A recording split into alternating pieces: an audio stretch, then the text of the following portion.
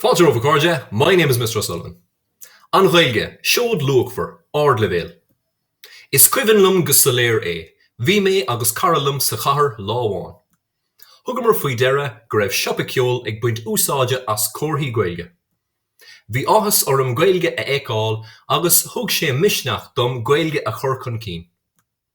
Thuc riamar chun leas a bhaint as na meán hóisialta. Bhuaineamar úsáid as Facebook chun aistear go dtí an Ghaeltacht a ógart. Cúig slua a gcuin go dtí an Ghaeltacht le linn an todhraigh. Bhí deis a gcuin Ghaeilge a labhairt ó thús go dtí deireadh an lé. Bhí sé tanmhach Ghaeilge a labhairt ag na rincí Gaeilge agus ag na gníomhaíochtaí trá freisin. Tháinig deireadh leis an samhra agus bhí oring dul ar ais ar scoil. Bhartaíomar corcail cainte sa Ghaeilge a eagrú ag am lóin. Seans den sco abba é Ghaeilge a labhairt agus cleachta a dhéanamh don ortaist. Bhí mé gafa ag an Ghaeilge súla i bhfad agus gach duine eile fosta.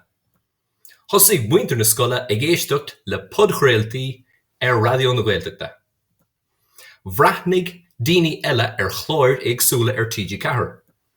I ngáis dúing féin bhí cur chun cinn ullmhór déanta a ghain. Dahan mo scoil na híreachtaí seo le gradam agus bhí iontas an domhan oring. D'fhoghlaim mé ceacht Luachmhar, batha an teanga í a labhairt.